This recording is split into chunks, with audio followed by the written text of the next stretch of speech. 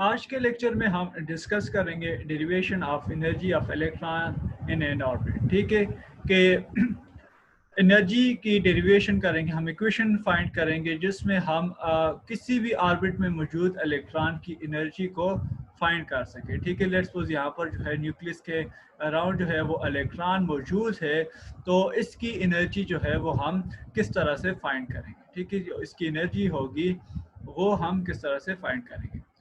तो अगर यहाँ पर जो है लेट्स सपोज यहाँ पर इलेक्ट्रॉन जो है वो मूव कर रहा है, ठीक है, तो इसके पास जो है जो इसकी टोटल एनर्जी है वो किसकी इक्वल है, वो दो दो फैक्टर्स के ऊपर डिपेंड करती है। ठीक है, तो ई जो है वो आपके पास इक्वल है कि इलेक्ट्रॉन जो है वो मूव कर रहा है इनटू सर्कुलर पाथ, और एनर्जी ड्यू टू मोशन जो है वो क्या है, काइनेटिक एनर्जी।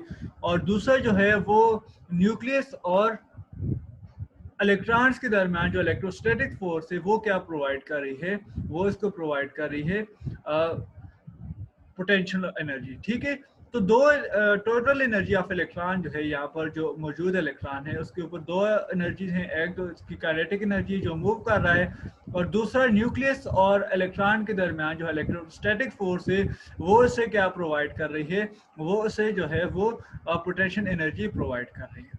ठीक है, तो हमने ये देखा है कि अगर हम पोटेंशियल एनर्जी को सॉरी काइनेटिक एनर्जी को देखें तो वो हमारे पास जो है वो किसकी इक्वल है, हाफ एम वी स्क्वायर की इक्वल है। ठीक है, काइनेटिक एनर्जी हमें पता है कि ये किसकी इक्वल है, हाफ एम वी स्क्वायर के।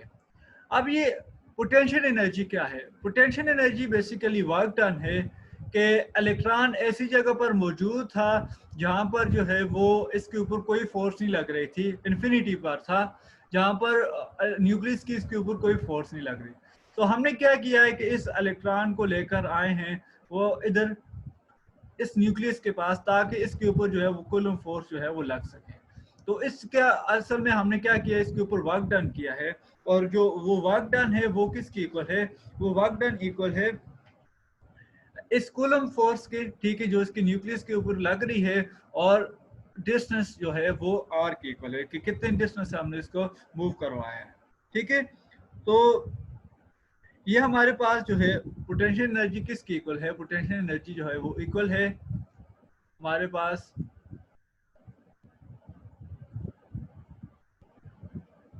तो कूलम फोर्स है। ठीक है, जेड ई स्क्वायर 4 पाई ई नॉट आर स्क्वायर। ठीक है, ये तो कूलम फोर्स की है, और चूंकि हमने इसको वर्क डन है तो फोर्स इनटू डिस्टेंस होता है, तो हमने इस डिस्टेंस से इसको मूव करवाया यहाँ पर, तो ये क्या है, आर है। ठीक है, तो वर्क डन क्या होता है, फोर्स इनटू डिस्टेंस होता है, तो यहाँ पर जो है ये क्या हो जाएगी, कैंसिल हो जाएगी। ठीक है, तो आर जो है वो कैंसिल हो जाए इसके साथ। अब पोटेंशियल एनर्जी जो है क्या हो रही है, डिक्रीज हो रही है। यहाँ पर जो इलेक्ट्रॉन मौजूद था इसकी पोटेंशियल एनर्जी ज्यादा थी क्योंकि इसके ऊपर जो है फोर्स नहीं लग रही थी, लेकिन जो जो हम इसको मूव करवा के आए हैं न्यूक्लियस के पास, तो इसकी एनर्जी जो है वो कम होगी। तो जब हम बेसिकली क्या हुआ है कि डिक्रीज इन पोटेंशियल एनर्जी आई है कि यहाँ पर जो था वो यहाँ पर रिवॉल्व नहीं कर रहा, तो यहाँ पर जो है ये काइनेटिक एनर्जी के जरिए जो है वो रिवॉल्व कर रहा है अराउंड द न्यूक्लियस। तो यहाँ पर जो होगा इसकी पोटेंशियल एनर्जी क्या हो रही है, डिक्रीज हो रही है। तो हमारे पास जो पोटेंशियल एनर्जी है वो जेड ई स्क्वायर 4 पाई ई नॉट आर है। ठीक है, तो ये क्या है, किसके इक्वल है, पोटेंशियल एनर्जी के इक्वल है। ठीक है, और ये किसके इक्वल है, काइनेटिक एनर्जी के इक्वल है।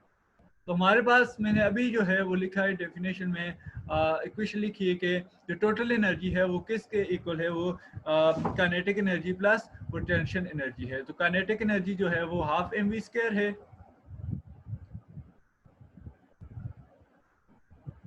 ठीक है, और ये पोटेंशियल एनर्जी जो है वो किसकी इक्वल है, माइनस जेड ई स्क्वायर। ठीक है, ठीक है, यहाँ पर जो प्लस था उसको मल्टीप्लाई हुआ है माइनस के साथ, तो माइनस प्लस माइनस। ठीक है, तो इस वजह से यहाँ पर जो है वो माइनस आया है। तो 4 पाई ई नॉट आर जो है वो। अब अगर हम देखें तो अगर आप जो है डेरिवेशन ऑफ रेडियस में जाते हैं तो उसमें हमने ये देखा था कि कुल फोर्स जो थी वो इक्वल आ रही थी सेंटीपीटल फोर्स की, ठीक है, M V square divide by R. ये किसकी इक्वल था? ये इक्वल था जेड ई स्क्वायर 4 पाई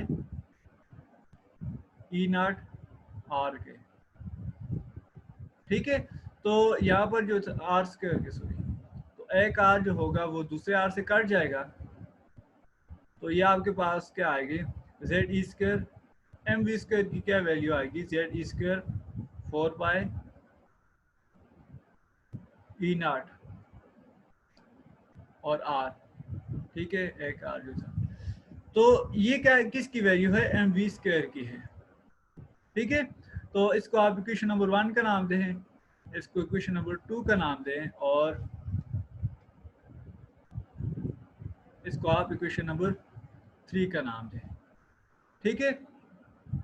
तो इक्वेशन नंबर 3 जो है वो अगर हम इसको पुट करें इक्वेशन नंबर 2 में, तो ये हमारे पास इक्वेशन नंबर 2 होगी, वो किसकी इक्वल आ जाएगी? हाफ जेड ई स्क्वायर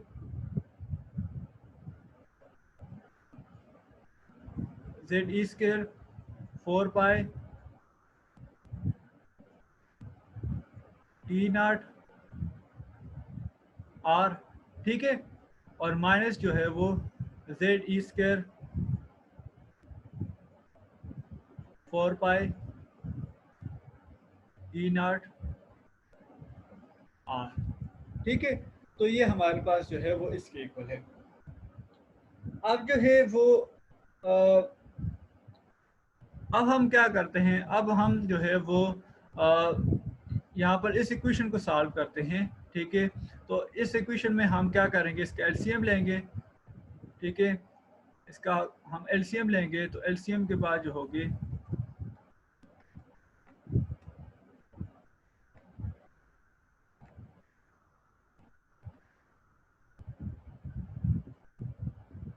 तो यहाँ पर जो है हम इसका एलसीएम लेंगे, तो एलसीएम लेने के बाद जो है ये हमारे पास इस तरह से आएगी कि, ठीक है, ये इसके साथ मल्टीप्लाई हो रही है तो 8 आ जाएगा, ठीक है। तो इसको लिख लेते हैं जेड ई स्क्वायर 8 पाई ई नॉट आर और minus Z E square 4 pi E naught are, ठीक है। तो ये इसकी इक्वल आ गया।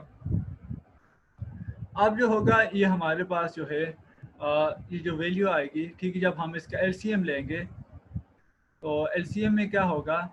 सबको रफ कर देते हैं। तो एलसीएम जब हम इसका लेंगे तो एलसीएम जो होगा वो 8 पाई ई नॉट आर है, ठीक है। तो एलसीएम लेंगे तो ये हमारे पास आ जाएगा 8 पाई ई नॉट आर, ठीक है। और चूंकि यहाँ पर देखें एलसीएम वही है, तो इसको अगर हम मल्टीप्लाई करें इधर ई नॉट आर के साथ, एलसीएम के साथ, तो ये 1 के इक्वल आएगा। तो 1 को मल्टीप्लाई करेंगे इसके साथ, तो ये क्या आ जाएगा? जेड ई स्क्वायर, ठीक है। सॉरी, यहाँ पर जो है वो एम भी मौजूद है,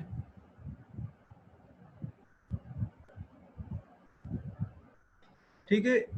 जेड ई स्क्वायर है, और यहाँ पर जो माइनस है, ठीक है, यहाँ पर जो है अगर हम इसको एलसीएम के साथ जो है वो मल्टीप्लाई करेंगे, तो ये किस तरह से आता है? ये इसके साथ कैंसिल हो जाएगा और यहाँ पर 2 बच जाएगा, बाकी सारे कैंसिल हो जाएंगे, ठीक है।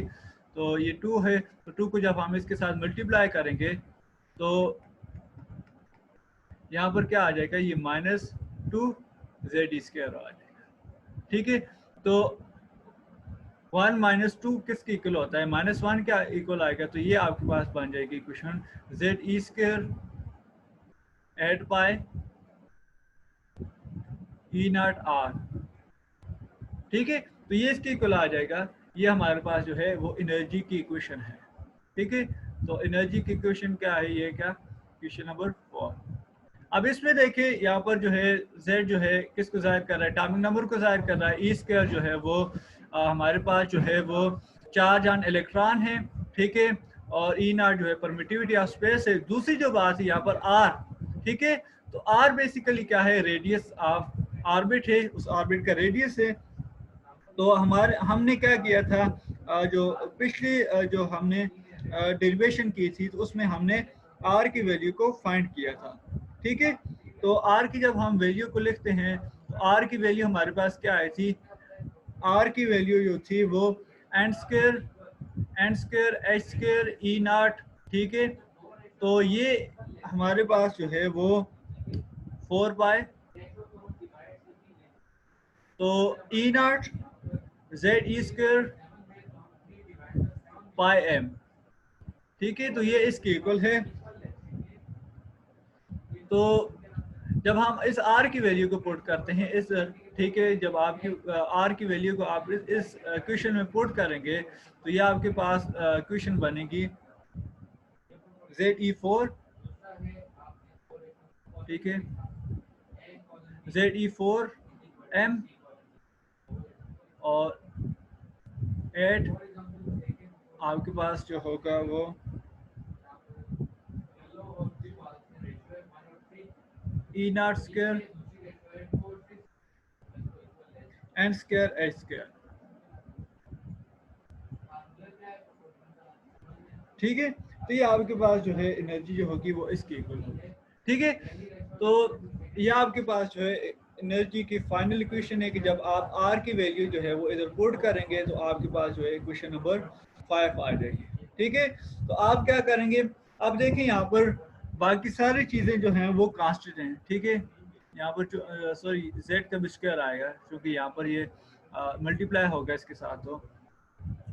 तो जब आप जो है यहाँ पर अगर आप देखें तो यहाँ पर आपके पास जेड किसको जाहिर कर रहा है, एटॉमिक नंबर को जाहिर कर रहा है, और एन किसको जाहिर कर रहा है, एन जाहिर कर रहा है नंबर ऑफ शेल्स को या नंबर ऑफ ऑर्बिट्स को, ठीक है। और बाकी जो है आपके पास जो दूसरी चीजें हैं वो क्या हैं, एम, ठीक है, और M E4 8 E naught square H square, ठीक है। तो ये आपके पास जो है वो बाकी चीज़ें जो है वो इसी तरह से हैं। तो ये सारी चीज़ें चूंकि कांस्टेंट हैं, तो जिस तरह से हमने रेडियस के केस में देखा था कि जब हम कांस्टेंट वैल्यू को पुट करेंगे तो आपके पास जो थे वो एक फिक्स वैल्यू आ रही थी। तो जब आप इन चीज़ों को पुट करेंगे, ठीक है, जब आप इन तमाम वैल्यूज़ को पुट करेंगे तो आपके पास इन इसकी वैल्यू क्या आएगी, ठीक है, जो हमारे पास ये कांस्टेंट वैल्यूज़ हैं, ठीक है। तो इनकी जो एनर्जी की वैल्यू आएगी वो हमारे पास कुछ इस तरह से होगी E, ठीक है, या हम फाइनल क्वेश्चन की तरफ बढ़ रहे हैं। तो E इज इक्वल टू, तो चूंकि एटॉमिक नंबर हाइड्रोजन का 1 है तो इसको 1 और आवर एन स्क्वायर, ठीक है, एन क्या है, नंबर ऑफ शेल, ठीक है, कि कौन सी शेल में मौजूद है। और बाकी जब आप इन कांस्टेंट वैल्यूज को पुट करेंगे तो आपके पास क्या आएगा, आपके पास जो होगा उसकी जो वैल्यू बनेगी वो 2.18 इंटू 10 पावर माइनस, बल्कि ये एटम के लिए तो हम मोल के लिए कर लेते हैं, ठीक है। तो जो है क्योंकि ये एक एटम के लिए बात हो रही है तो चलिए पहले एटम के लिए लिख लेते हैं। तो और ये आपके पास आएगी माइनस 10 पावर माइनस 18 जूल पर एटम है, ठीक है। तो ये जो वैल्यू है ये एक एटम के लिए, ठीक है, तो जूल पर एटम है, ठीक है। अब आपको पता है कि हम एक एटम को तो जो है उसकी जो डिस्कस नहीं कर सकते क्योंकि एक एटम को स्टडी करना इंतहाई मुश्किल होता है। तो हम जो होते हैं वो केमिस्ट्री में अगर हम बात करें तो नंबर ऑफ मोल को डिस्कस करते हैं। तो नंबर ऑफ मोल में कितने एटम आएंगे, 10 पावर माइनस 10 पावर 13 आ जाएंगे, ठीक है। 6.02 इंटू 10 पावर 23 आ जाएंगे। एवोगैड्रो नंबर्स की बात कर रहा हूँ। तो जब आप इस वैल्यू को एवोगैड्रो नंबर के साथ मल्टीप्लाई करेंगे तो आपके पास एनर्जी की वैल्यू क्या बनेगी, ठीक है, तो जब आप इसको एवोगैड्रो नंबर के साथ मल्टीप्लाई करेंगे 6.02 इंटू 10⁻23, ठीक है, और इसको डिवाइड कर देंगे 1000 के साथ, ठीक है, जॉल से किलो जॉल की तरफ जा रहे हैं, तो ये आपके पास जो वैल्यू आएगी ये आपके पास जो है ऑलमोस्ट इक्वल होगी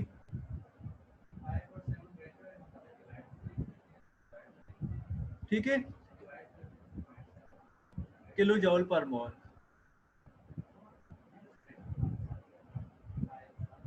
ठीक है, तो ये किसके होगी किलो जॉल पर मोल की होगी।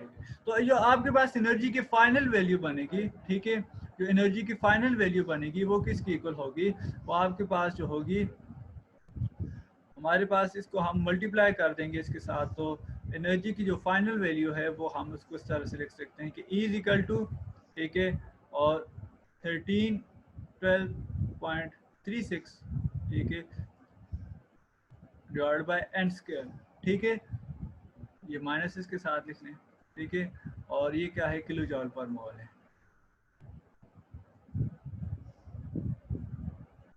ठीक है, तो ये क्या है, एक इलेक्ट्रॉन जो है जब वो एन किसको ज़ाहिर कर रहा है, एन ज़ाहिर कर रहा है कि वो कौन से ऑर्बिट में है। ठीक है, N is equal to 1 and up to so on जो है आप जा सकते हैं। तो इस तरह से आप जो है वो एनर्जी जो है इनके दरमियान मालूम कर सकते हैं।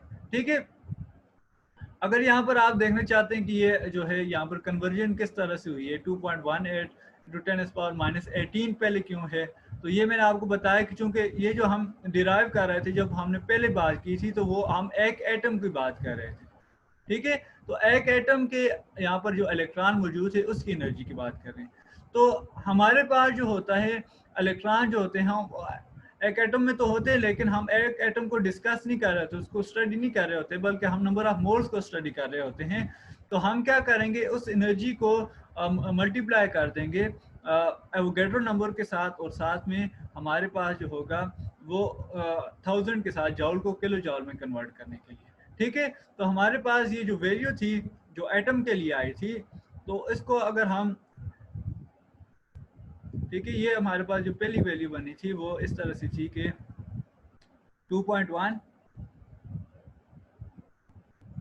इंटू 10⁻18 जूल पर एटम। ठीक है, एक एटम के लिए उसकी एनर्जी क्या है। ठीक है, और जब आप जो है वो इसको किलो जूल पर मोल में करेंगे, तो अब एक जो होगा एक मोल में कितने नंबर ऑफ एटम्स होते हैं,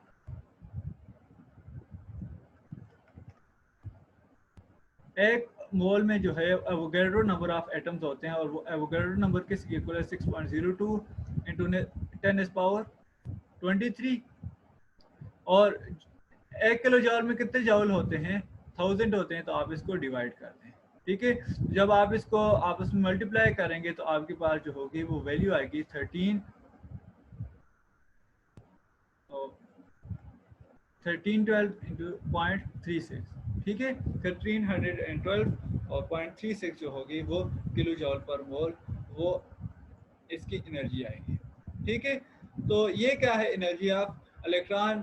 अगर आप यहाँ पर फर्स्ट ऑर्बिट की बात करेंगे तो n इज इक्वल टू 1, तो फर्स्ट ऑर्बिट में जो इलेक्ट्रॉन मौजूद है उसकी एनर्जी जो है वो इसके इक्वल है। ठीक है, तो इस तरह से आप जो है सेकंड ऑर्बिट की भी एनर्जी जो है वो मालूम कर सकते हैं, थर्ड की भी मालूम कर सकते हैं, और इनटू सो ऑन। देखिए यहाँ पर ये माइनस में है, तो आप इसका फर्स्ट पॉइंट देखें बोर एटॉमिक मॉडल का, तो उसने अपने पोस्टुलेट में ये भी कहा था कि जो आप न्यूक्लियस से दूर होते जाएंगे तो एनर्जी क्या होगी इलेक्ट्रॉन की इंक्रीज होती जाएगी। तो यहाँ पर देखिए ये डिनोमिनेटर में आ रहा है, तो जब आप इसकी वैल्यू को लिखेंगे 2 की इक्वल ले आएंगे तो 2 का स्क्वायर 4 हो जाएगा। जब ये डिवाइड होगा तो आपके पास कम वैल्यू आएगी माइनस में।